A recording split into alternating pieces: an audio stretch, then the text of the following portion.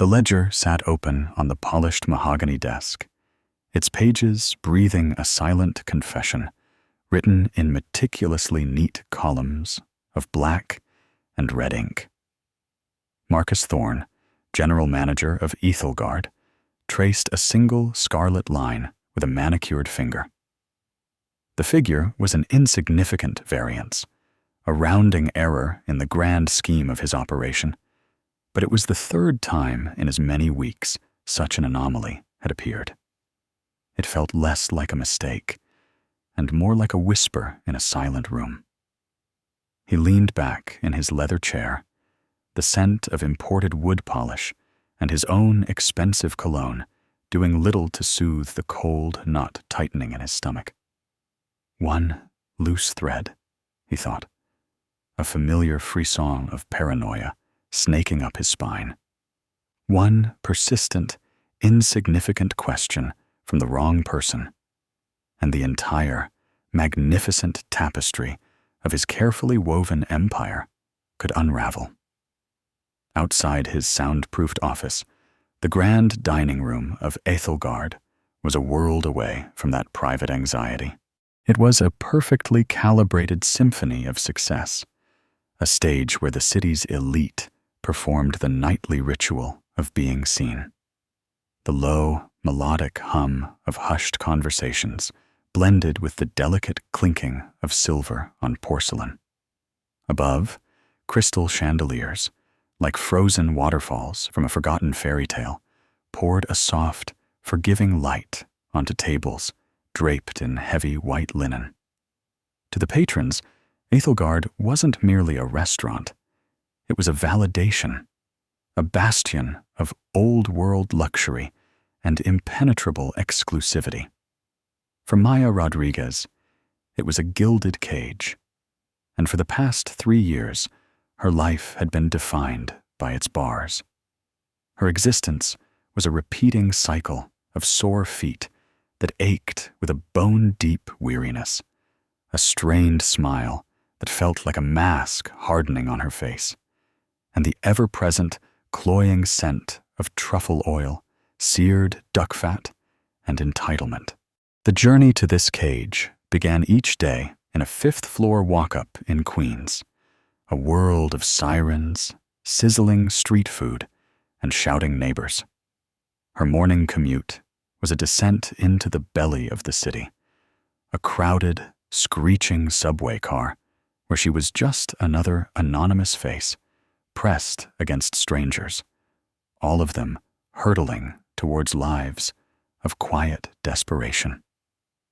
As she emerged into the rarefied air of Midtown Manhattan, she would consciously begin the transformation, smoothing her uniform, composing her features, and burying the girl who once spent her days with charcoal-smudged fingers and dreams of color and form. She was 28, but carried the psychic weight of someone a decade older. The vibrant palette of her art school ambitions had long faded to the monotonous gray of survival. Her Bachelor of Fine Arts degree, earned with scholarships and grueling part-time jobs, lay rolled up in a cardboard tube under her bed. It was a relic from a different life, a life that belonged to a hopeful young woman who hadn't been forced to drop everything to become a caregiver. Her mother, a woman who had filled their tiny apartment with laughter and the smell of oil paints, had been stolen from her by a cruel and swift illness. The medical bills had been the first thief, devouring their savings with an insatiable appetite. The disease itself was the second. All that remained for Maya was a mountain of debt, a hollow ache in her chest, and a small, silver locket she wore constantly, hidden beneath the starched collar of her uniform. Its cool, smooth weight against her skin was a constant, bittersweet anchor to the woman who had taught her to see the beauty and truth in the world. Tonight, the air in the dining room was particularly thick, with a condescending chill. A hedge fund manager at table 7, a man with a face like a clenched fist, had sent back his $300 bottle of Bordeaux 3 times, each rejection accompanied by a more theatrical sigh of disappointment. At table 4, a woman whose face was a taut mask of bored perfection had lodged a formal complaint that the ambient temperature, a meticulously controlled 71 degrees Fahrenheit, was a full degree too warm for her pet Shih Tzu, which sat primly on an adjacent velvet cushion, glaring at Maya with beady, accusatory eyes. Maya absorbed it all with the serene, hollow-eyed patience of a seasoned professional. She was a ghost in this opulent theater, a pair of disembodied hands to deliver and clear, her presence required, but her humanity utterly invisible. Her section was patrolled by the ever-watchful eye of Marcus Thorne. He was a man sculpted from ambition and disdain, his suits impeccably tailored to an almost painful degree, his smile a sharp, predatory thing that never reached his cold, calculating eyes. He glided across the plush carpet like a shark navigating a coral reef, sensing the smallest drop of blood in the water, a misplaced fork, a hesitant answer to a question, a flicker of genuine emotion that might disrupt the carefully curated artifice of Ethelgard. He cornered her near the sommelier station, his voice a low viper's strike meant only for her. Rodriguez, there's a new arrival at table 12. He looks unseemly. A walk-in, apparently. Don't waste the good silver or your A-game charm. I want that table turned in 45 minutes. Understood? Maya's gaze flickered to the table in question. It was tucked into a less desirable corner, a small two-top, often used for overflow or for guests deemed unworthy of a prime location. A man sat there alone, hunched slightly over the menu. He was dressed in a worn, gray tweed jacket with frayed cuffs, a simple, faded t-shirt peeking out from underneath. His hair was a little too long, salted with silver at the temples, and a few days' worth of stubble shadowed a strong jaw. He looked less like a patron of Ethelgard and more like a weary traveler who had wandered in by mistake, perhaps a visiting professor from a state university or a struggling writer lost in the labyrinth of his own thoughts. He wasn't scanning the exorbitant prices with sticker shock. He was studying the intricate filigree design on the menu's border with a focused, intelligent curiosity. As a former artist, Maya found the intensity of his observation oddly compelling. He wasn't just looking, he was seeing. Ignoring the knot of anxiety that Marcus's orders always produced, she approached the table. She consciously straightened her posture, pushing back against the weight of the long shift. "Good evening, sir. Welcome to Ethelgard," she said, her voice soft, a welcome counterpoint to the room's ambient hum. "May I get you something to drink while you decide?" The man looked up, and for a fleeting moment, Maya was struck by the sheer intensity of his eyes. They were a deep, clear blue, and they held a profound weariness that seemed at odds with a startling, diamond-hard clarity. They were eyes that had seen a great deal. More than that, they saw her. Not the uniform, not the waitress, but the person standing before him. It was a sensation so rare in this place that it was momentarily disorienting. "Just water, please." "Still," he said, his voice raspy, as if he hadn't used it much that day. "Of course." As she turned to retrieve the water, she felt Marcus's gaze on her, a physical weight on her shoulders. His lips were pressed into a thin, bloodless line of disapproval. The message was clear. "You're spending too much time." And then she returned with a heavy crystal glass of chilled water, and on impulse, a small basket of the complimentary artisanal bread that Marcus often instructed the staff to forget for tables he deemed unworthy. "Thank you," the man said, his gaze falling to the breadbasket as if it were an unexpected gift. He picked up a small, rosemary-infused roll, turning it over in his calloused hands. "I haven't eaten much today. This is very kind of you." "It's nothing," Maya said, and a genuine, unforced smile touched her lips for the first time that night. "Enjoy." She moved away, her attention immediately snagged by a sudden, jarring commotion from the kitchen's entrance.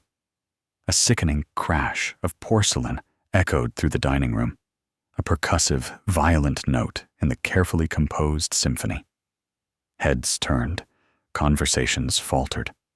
Leo, a young busboy, barely 17, and perpetually wide-eyed with a mixture of awe and terror, stood frozen amidst a pile of shattered dishes. A crimson stain was spreading across the white linen of a nearby service cart. Marcus was on him in an instant. He didn't run, he simply materialized at the boy's side, his movements sleek and menacing. His voice wasn't a shout, but a venomous, sibilant whisper that was somehow more terrifying, more intimate in its cruelty. "You incompetent fool. Do you have any idea how much that plate costs? That single plate is worth more than you make in a week. Look at me when I'm speaking to you," he hissed, grabbing the boy's chin. "You are a clumsy, useless drain on my resources." Leo's face crumpled, tears of humiliation and fear welling in his eyes. He tried to stammer an apology, but Marcus cut him off. "Get out of my sight. You're fired. Go." The boy began to scramble to pick up the broken shards of porcelain, a sob catching in his throat. In his haste, he sliced his hand open on a jagged edge. The other staff members stood like statues, their faces pale and still, trapped in the shared terror of drawing Marcus's wrath upon themselves. But as Maya watched the boy's shaking, bleeding hand, something inside her, something she had kept locked down for 3 long years, finally snapped. It was the memory of her mother's tired, pained face. It was the sting of 1,000 tiny, daily injustices. It was the suffocating weight of her own powerlessness. She walked forward, her steps measured and deliberate. She knelt beside Leo, placing a calming hand on his trembling shoulder. "Leo, stop. You're hurt," she said gently, carefully taking the sharp piece of ceramic from his grasp. She pulled a clean napkin from her apron pocket and pressed it against the cut. Then she looked up, her gaze meeting Marcus's furious, incredulous stare. "It was an accident. He's just a kid. And you," Marcus seethed, his voice dangerously low, each word a clipped, precise threat, "are just a waitress, Rodriguez. One who is severely, and for the last time, overstepping her bounds. This does not concern you." "It concerns me when you fire a boy for one mistake," she retorted, her voice shaking but gaining strength with every word. She stood up to face him, the trembling in her legs now a tremor of pure, righteous adrenaline. "It concerns me when you've been working him 10-hour shifts with no break for the last 3 days? It's wrong, Marcus, and it's cruel."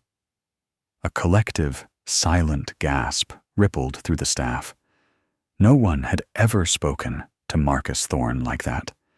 The hedge fund manager at Table 7 was now watching with a smirk of undisguised amusement, as if he were watching a particularly bloody bit of sport. The air in the room crackled with an unbearable tension.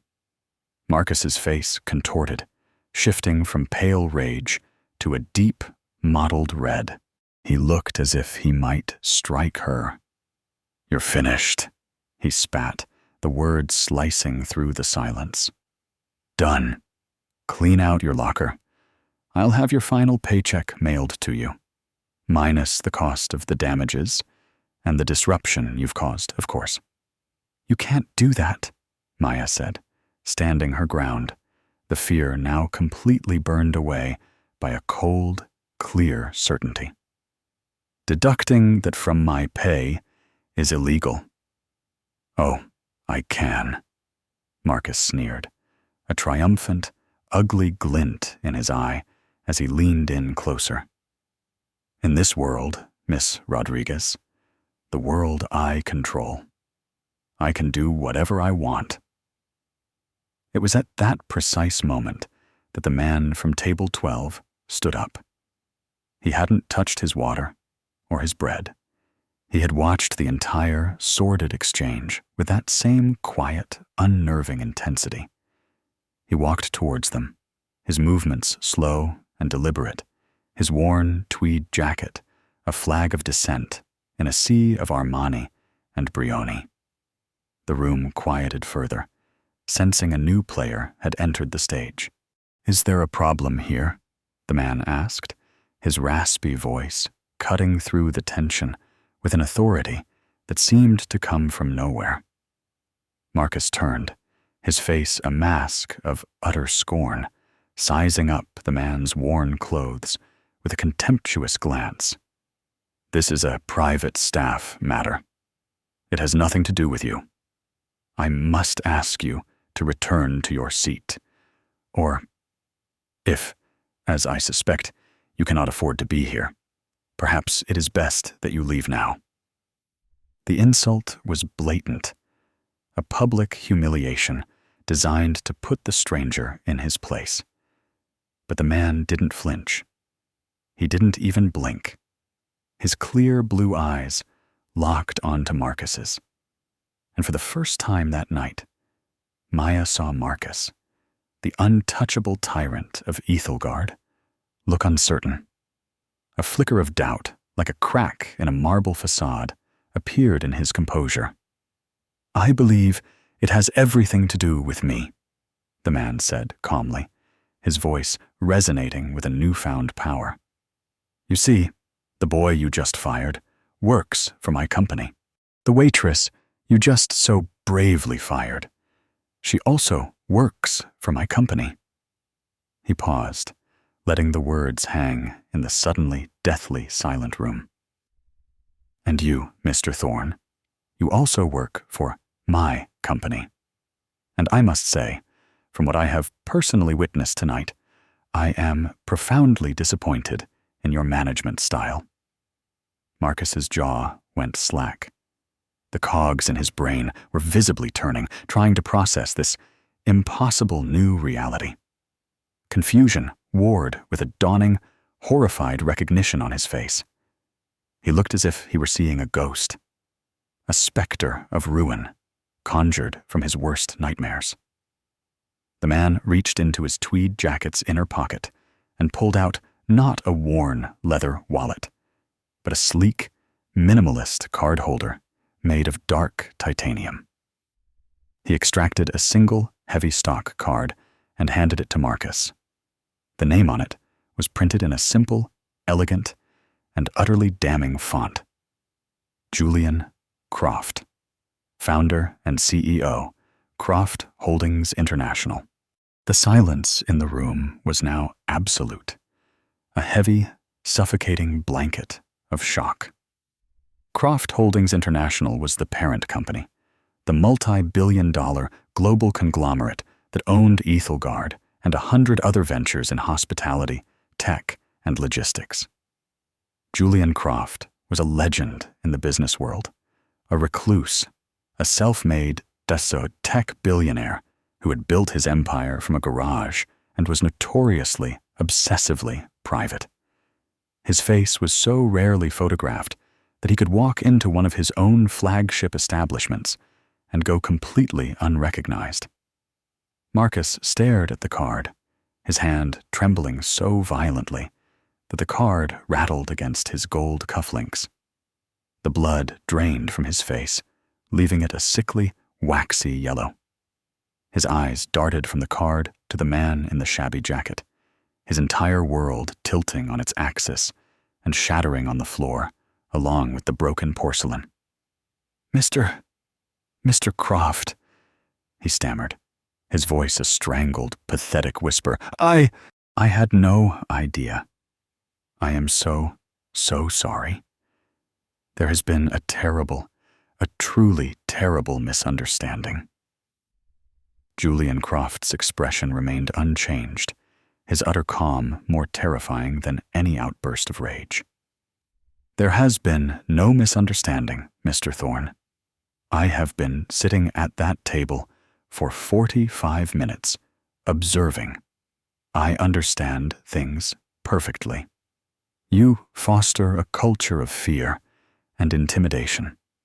You humiliate your staff for sport. You just attempted to illegally garnish an employee's wages in front of 24 witnesses.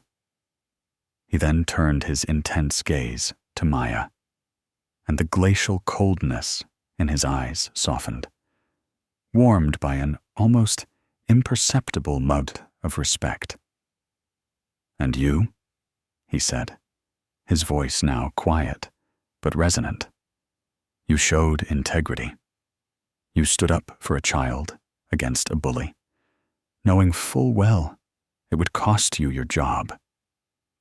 Maya stood frozen, her mind a maelstrom of shock and disbelief, struggling to process the seismic shift that had just irrevocably altered her life. The man she had defended, the weary traveler she had felt a flicker of kinship with, was the owner of everything. She felt a dizzying sense of vertigo, as if the floor had dropped away from beneath her feet, leaving her suspended in an impossible new reality. Julian turned back to the ashen-faced Marcus. My office will be in touch with you in the morning to discuss the terms of your immediate and permanent dismissal. You are to leave your keys and any company property on your desk. He gave a slight, almost invisible nod towards the restaurant's grand entrance. As if summoned from the very shadows, two large men in discreet, perfectly tailored black suits materialized. They moved towards Marcus with an unhurried, implacable purpose that brooked no argument. The spectacle was over. The patrons, who had been holding their collective breath, began to murmur, the story already solidifying into a piece of New York City lore they would dine out on for weeks. Julian Croft ignored them all. His attention was solely on Maya. As for you, Miss Rodriguez, she managed to say, her voice barely audible. Maya Rodriguez. Miss Rodriguez, he said, a faint, wry smile touching the corners of his lips for the first time. I believe I owe you for the bread, and I think we have a job to discuss. But not here. He glanced around the opulent room, and for a moment, a look of profound distaste crossed his features. Walk with me. He turned and began to walk towards the exit, not with the swagger of a billionaire, but with the quiet, grounded authority of a man entirely comfortable in his own skin. After a moment of stunned hesitation, Maya followed, her legs moving on autopilot. She walked past the stunned faces of her coworkers, past the 2 security guards flanking a now catatonic Marcus Thorne, and out of the gilded cage of Ethelgard. She stepped into the cold, bracing air of the city night, into the unknown landscape of a future that had, in the span of 10 minutes, become completely unrecognizable. The silver locket under her uniform suddenly felt a little warmer against her skin, as if charged by the electrifying current of the impossible. They walked in silence for several blocks, the cacophony of the city, the blare of horns, the distant wail of a siren, the chatter of passers-by, a stark contrast to the charged quiet that enveloped them. The crisp autumn air felt good in Maya's lungs, a clean, sharp antidote to Ethelgard's perfumed atmosphere. Julian Croft moved with a long, easy stride, and Maya had to hurry to keep up. He had shed the weary traveler persona like a second skin.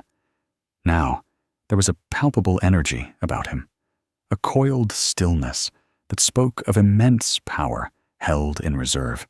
He led her not to a waiting limousine with tinted windows, but to a small, unassuming 24-hour coffee shop with steamed-up windows and the comforting, earthy aroma of roasted beans.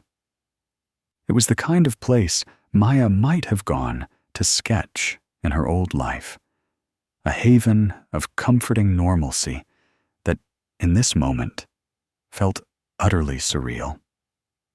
Inside, he found a quiet booth at the back, its vinyl seats cracked with age.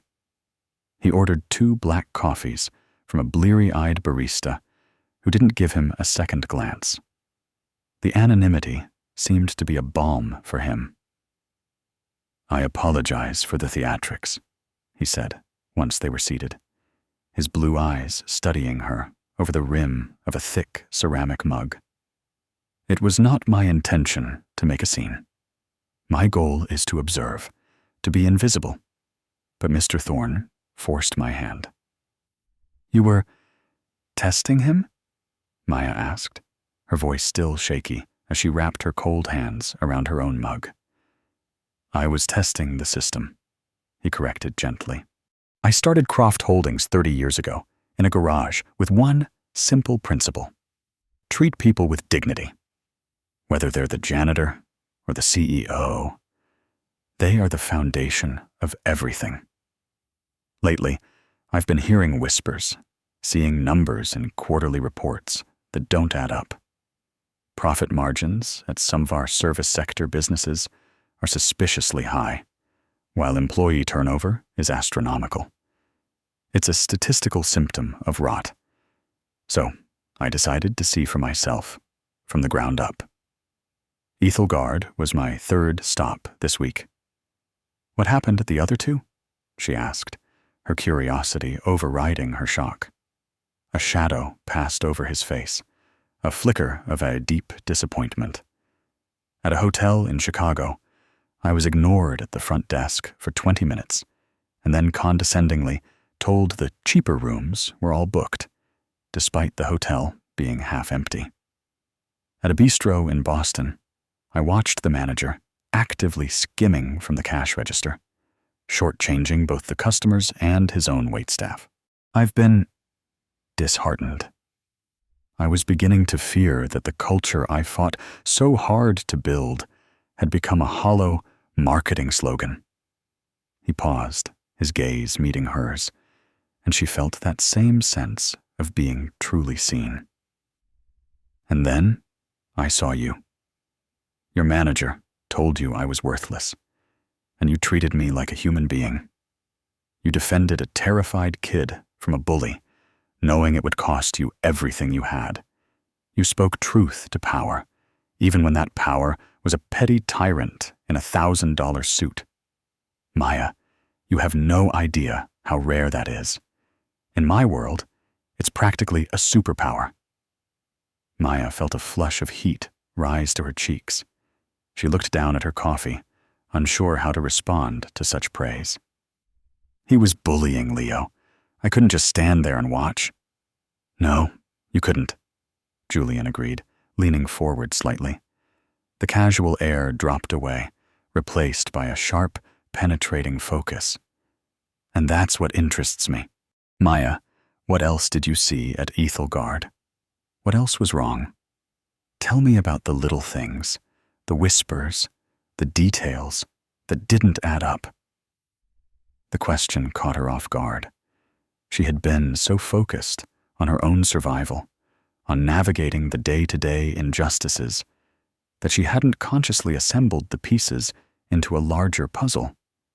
But now, prompted by his direct question, the disparate, nagging details began to coalesce in her mind.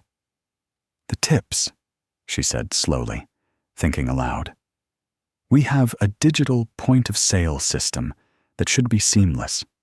But Marcus insisted on a manual reconciliation at the end of each night, a process that was completely opaque.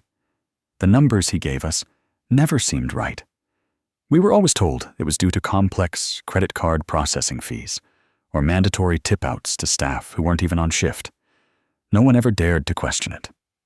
We were too afraid of losing our jobs. Julian nodded, his expression grim, encouraging her to continue. The suppliers, she went on, a forgotten memory surfacing with startling clarity. Everything, from our aprons and linens to the specific brand of industrial cleaning chemicals, had to be ordered from one exclusive company, Thorn Provisions. The prices were outrageous. I saw an invoice once that he'd left on his desk by mistake. $100 for a case of lemons that would cost $20 at the wholesale market. I asked the head chef about it once, very quietly. He just shook his head, looked around nervously, and told me not to ask questions if I liked my job.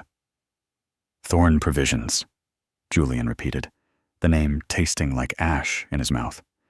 He pulled out a sleek, impossibly thin smartphone and typed the name into a secure search engine on his private network. A few taps later, he looked up, his face set like stone. Incorporated 6 years ago. The sole director is a holding company, which is registered to a P.O. box in Delaware. It's a ghost, a shell corporation, designed to be untraceable. The chilling implication hung in the air between them. Marcus wasn't just a bully who skimmed a few dollars from tips. He was a sophisticated embezzler, systematically bleeding his own restaurant dry through a fraudulent invoicing scheme, siphoning millions of dollars from Croft Holdings directly into his own pocket. The stolen tips were just the petty cash, the insult added to the grand larceny. He was so careful, Maya whispered, the full, breathtaking scope of the deception dawning on her.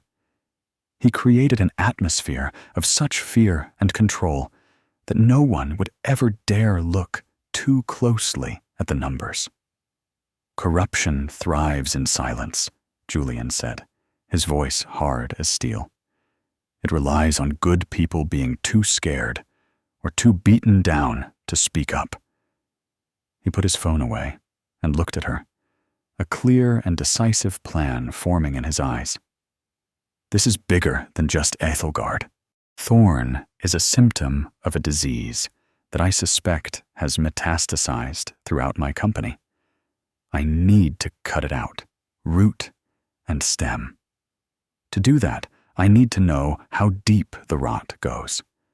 I need someone on the inside, someone with integrity, with a keen eye for detail, someone who is invisible to the people in power because they have already been dismissed as unimportant. He paused, letting his words sink in, his gaze unwavering. I didn't just offer you a walk to discuss a job, Maya. I am offering you the job.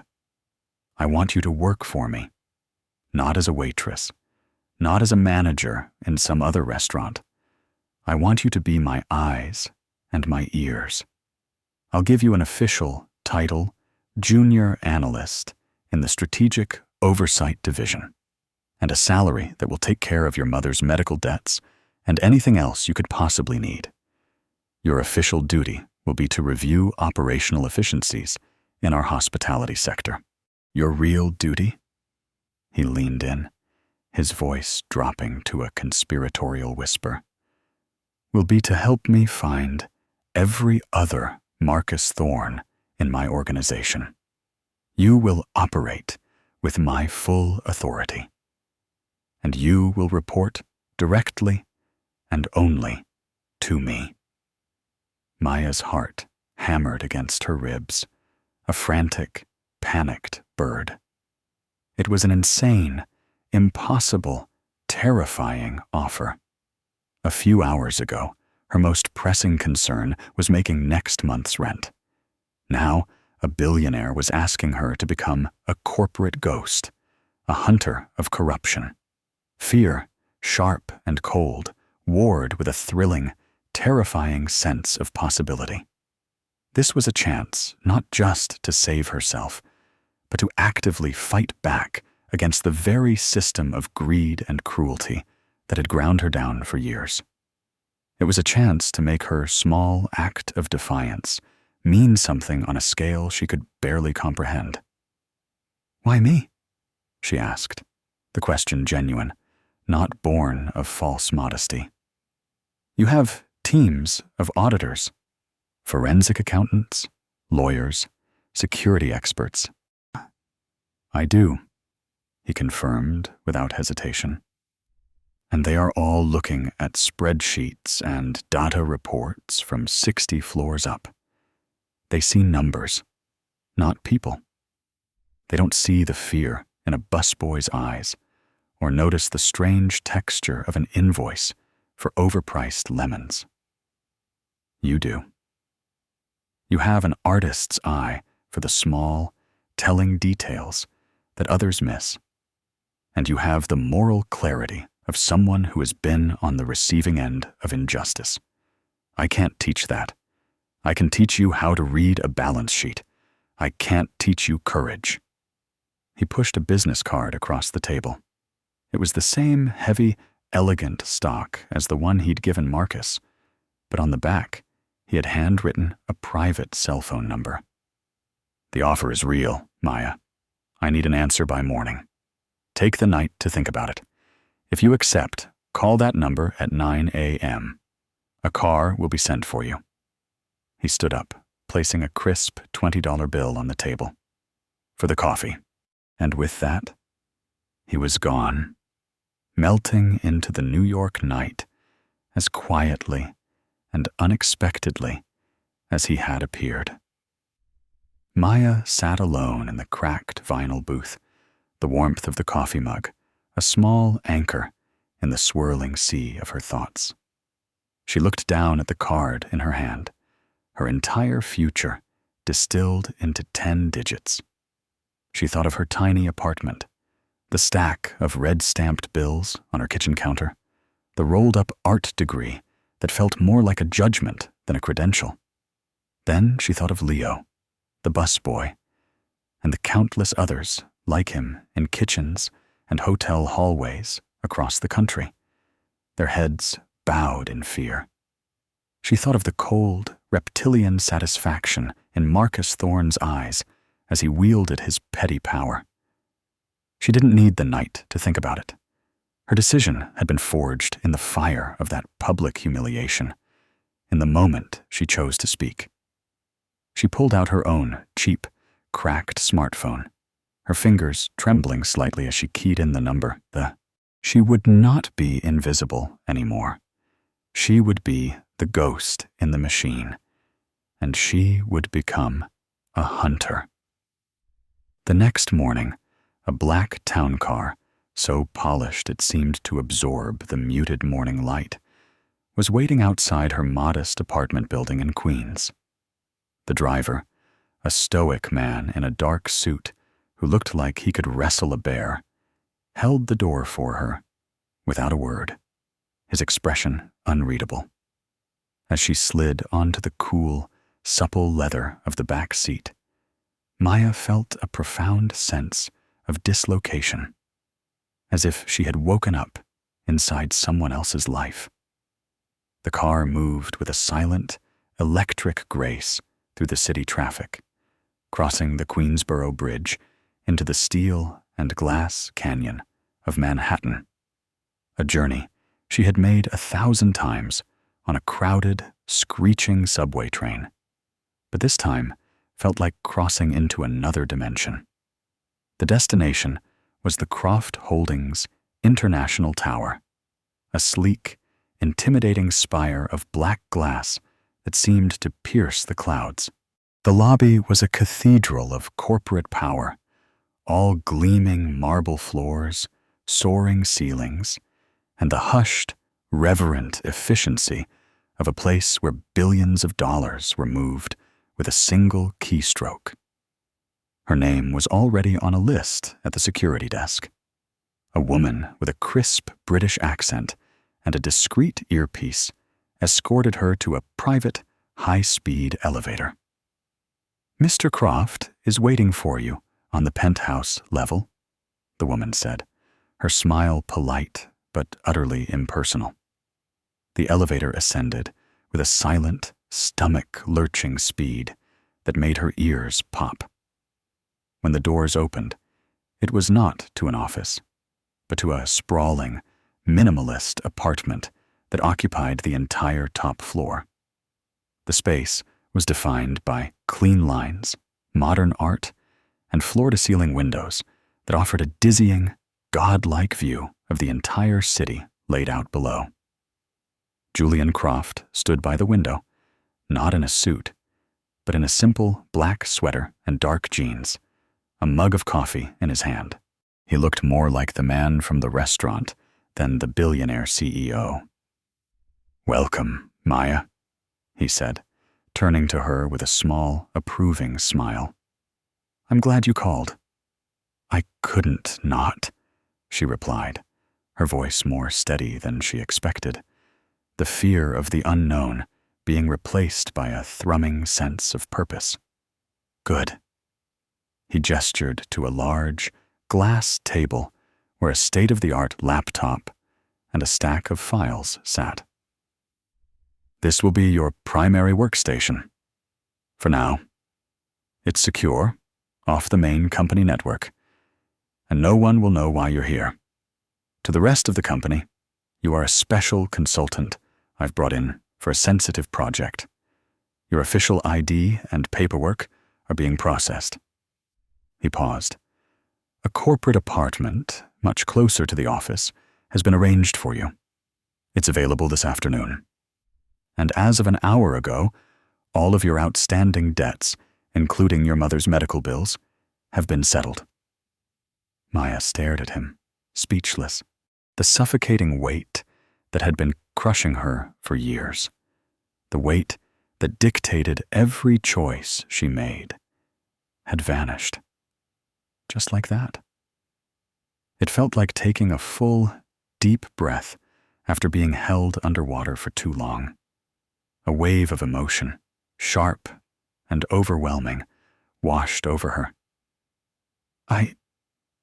Thank you," she stammered, the words feeling woefully inadequate. "I don't know what to say." "Don't thank me," he said, his tone kind but serious. "Earn it. Let's start with Thorn provisions." For the next 2 weeks, Maya was immersed in a world she never knew existed, a world of encrypted servers, forensic accounting, and corporate espionage. Julian, or JC, as his small, tight-lipped inner circle called him, was a demanding but surprisingly patient teacher. He taught her how to navigate the labyrinthine corporate databases, how to trace money through layers of offshore accounts, and how to spot the subtle red flags in procurement records and expense reports that were invisible to the untrained eye. Her artist's eye for detail, as he had predicted, was her greatest asset. She saw patterns where others saw random data. She noticed a signature on an invoice that was just a fraction too neat, a recurring order for a non-existent brand of saffron, a series of travel expenses for a regional manager that, when mapped out, formed an impossible, continent-spanning itinerary. Their first real breakthrough came from the lemons. Maya, remembering the outrageous invoice she had seen, painstakingly cross-referenced every order Ethelgard had placed with Thorn Provisions against the restaurant's actual inventory logs and daily menus. The discrepancy was staggering. The restaurant was being billed for nearly 10 times the amount of produce it was actually receiving. The ghost orders for lemons, truffles, and rare spices were a simple, audacious method for siphoning hundreds of thousands of dollars a year from just one location. "This is sloppy," Julian remarked, studying the color-coded spreadsheets Maya had prepared. Thorn was arrogant. He got comfortable because he thought no one would ever dare to look. Now, let's see who else was buying his phantom lemons.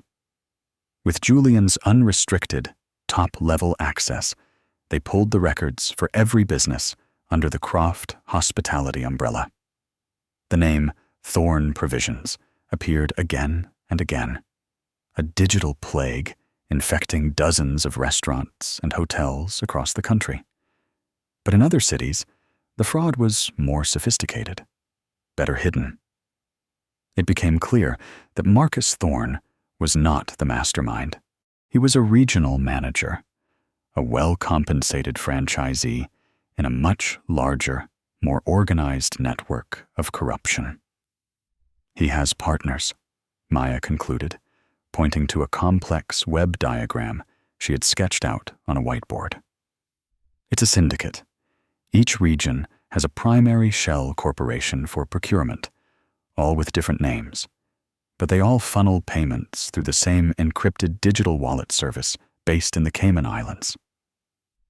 Their investigation took on a new, more dangerous urgency.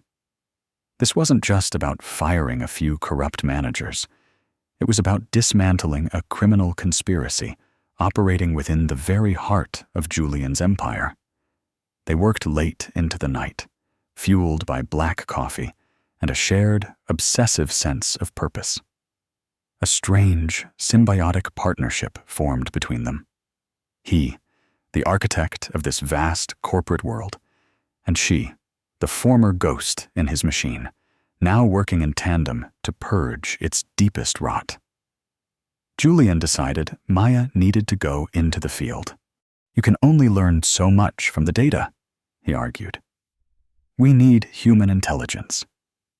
So Maya began to visit other Croft-owned establishments, not as an analyst, but in a disguise of her own. She dressed as she had at Ethelgard, in simple, unremarkable clothes, becoming the kind of customer no one would look at twice. She would sit at a bar, order a soda, and just listen. She heard the same hushed complaints about tip discrepancies, saw the same weary fear in the eyes of the staff. Her mission took her to the Viridian, a high-end Croft hotel in Philadelphia. The manager, a man named Peterson, was high on their suspect list. His hotel had the highest procurement costs and the worst employee retention rate in the entire company. Maya sat at the hotel bar for 2 hours, nursing a club soda, watching and listening. She noticed how the younger staff flinched when Peterson walked by, how conversations stopped mid-sentence. Then she saw it. A discreet courier entered and handed Peterson a small, intricately lacquered wooden box. Peterson handled it with a strange reverence, a flicker of greed in his eyes, before taking it to his back office. It was a tiny detail, but it snagged in Maya's memory. It felt out of place, too personal, and ceremonial for a typical business transaction. She described the box in detail to Julian that night. His face went pale. "I've seen a box like that before. Years ago," he said, his voice grim.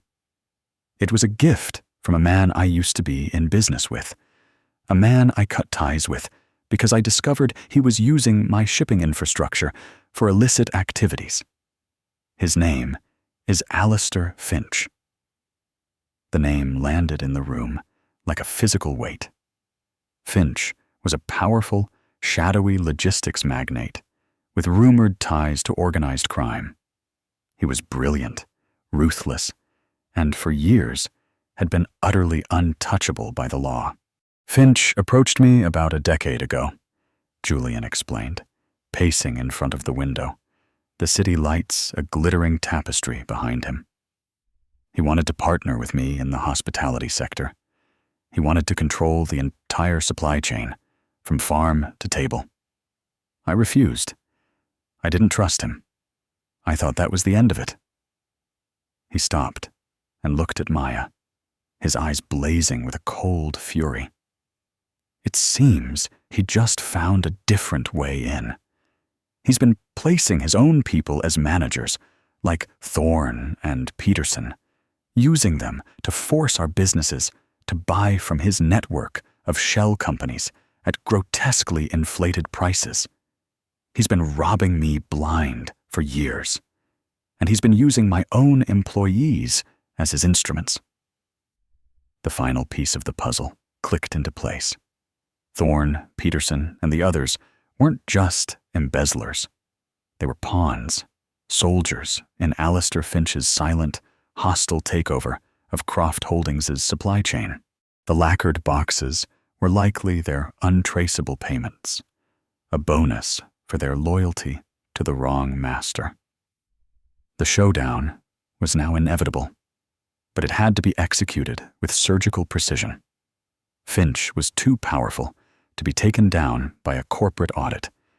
They needed irrefutable, ironclad proof, something that would stand up not just in a boardroom, but in a federal court of law. The key, Maya realized after a sleepless night staring at her web diagram, was the central ledger. A network this organized, this vast, would need a master record, a single point of control where all the threads came together.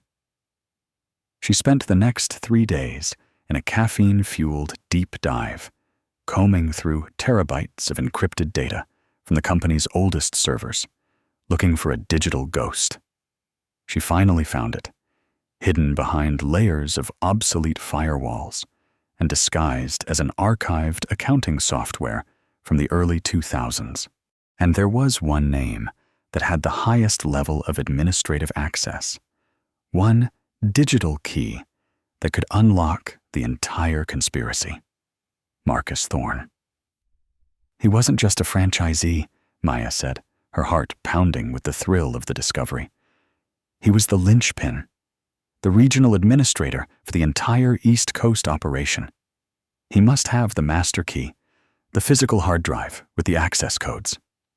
"And I know exactly how to get it from him," Julian said, a look of cold, calculating fury in his eyes. "By using his two greatest weaknesses against him, his arrogance and his greed." They didn't call the police. Not yet. Julian knew that a man like Finch would have eyes and ears everywhere, including within law enforcement. A premature move would allow him to scrub the evidence clean and disappear. Instead, Julian made a single phone call to a man he called his fixer, a quiet, formidable former federal prosecutor named David Chen, who now worked exclusively and discreetly for Croft Holdings. The plan they devised was simple, elegant, and its success rested entirely on Marcus Thorne's unshakable belief in his own superiority. 2 days later, Marcus was in his lawyer's gleaming office, confidently preparing what he believed would be a multi-million-dollar wrongful termination lawsuit against Croft Holdings. He was cocky, believing Julian Croft had nothing more on him than the public outburst at the restaurant, which his lawyer assured him could easily be spun as the erratic behavior of an eccentric, out-of-touch billionaire. His phone rang. It was an unknown number. "Mr. Thorne," said a calm, professional voice. It was David Chen. "My name is David Chen. I am the Chief Legal Counsel for Croft Holdings International. I am calling on behalf of Mr. Croft. We would like to discuss a settlement." Marcus could barely contain his glee. He gestured wildly at his lawyer, who put the call on speakerphone. "I'm listening," Marcus said, his voice slick with greed. "Mr. Croft is sensitive to bad press and wishes to resolve this matter quietly," Chen continued, his voice a masterclass in feigned conciliation. "He is prepared to offer you a severance package of $20 million, contingent on the immediate signing of a non-disclosure agreement." Marcus's lawyer's eyes widened. It was an astonishing offer. "What are the terms?" the lawyer asked. "The offer is contingent on one final action," Chen said. "You must retrieve all personal and professional data from your office at Ethelgard. We need to ensure no proprietary company information leaves with you. The exchange will happen tonight, midnight, at the restaurant. You will hand over any personal hard drives and log into your systems one final time to perform a data wipe in front of our IT specialist. As soon as the wipe is complete, the funds will be transferred to an account of your choosing." It was the perfect bait. The data wipe was the perfect pretext for Marcus to access the hidden ledger and destroy the evidence linking him to Finch forever. The irresistible lure of $20 million would override any sliver of caution in his mind. He saw it not as a trap, but as the final, triumphant act of his genius. That night, Ethelgard was dark and silent, a ghost of its former self. Marcus Thorne arrived alone, carrying an expensive leather briefcase. He was met at the service entrance by a man in a technician's polo shirt, one of Julian's top cybersecurity experts. In the center of the vast, empty dining room, sitting at the very same table where Maya had served Julian Croft, sat David Chen with a laptop, the wire transfer preloaded, ready to be authorized. "Let's get this over with," Marcus said impatiently, his eyes gleaming with avarice. He strode to his old office, the technician trailing him. Inside, he unlocked a hidden compartment in his desk and pulled out a small, encrypted, solid-state hard drive, the master key Maya had been looking for. He connected it to his computer and logged in. The technician watched over his shoulder, supposedly to ensure he was following protocol. In reality, a tiny device in the technician's pocket was mirroring the entire system in real time. In a mobile surveillance van parked a block away, Maya and Julian watched the feed on a bank of monitors, their hearts pounding. "I just need to access one last archived file for deletion," Marcus said smoothly, his arrogance making him careless. "Old accounting software. Company policy."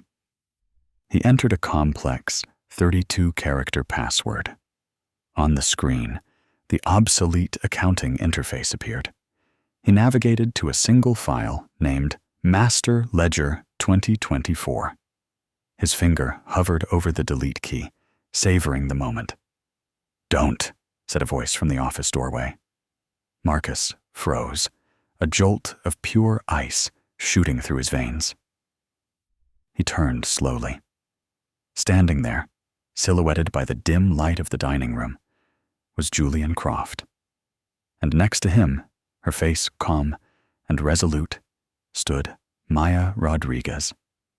And behind them, their badges gleaming in the faint light, were two detectives from the NYPD's Financial Crimes Unit. The technician at Marcus's shoulder held up the small mirroring device. "Everything on that screen, Mr. Thorne. Your entire shadow ledger has been copied and is now in our possession. Every transaction, every name, every shell corporation. It's all there." Marcus's face, once so full of arrogant triumph, collapsed into a mask of pure, abject terror. He looked from Julian to the detectives, and finally, his gaze settled on Maya, his mind unable to process the reality of his downfall. "You? The waitress?" he whispered, the words filled with disbelief and a dawning, horrified comprehension. "She's not a waitress, Marcus," Julian said, his voice quiet, but echoing with the finality of a judge's gavel in the cavernous room. "She's the director of strategic oversight for my company. She's the woman who is going to dismantle Alistair Finch's entire criminal enterprise. And you just handed her the key." The fallout was immediate and spectacular.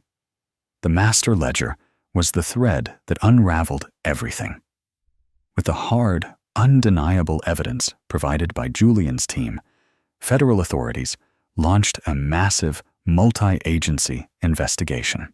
Alistair Finch was arrested during a dawn raid at his sprawling country estate, his untouchable facade shattered in an instant.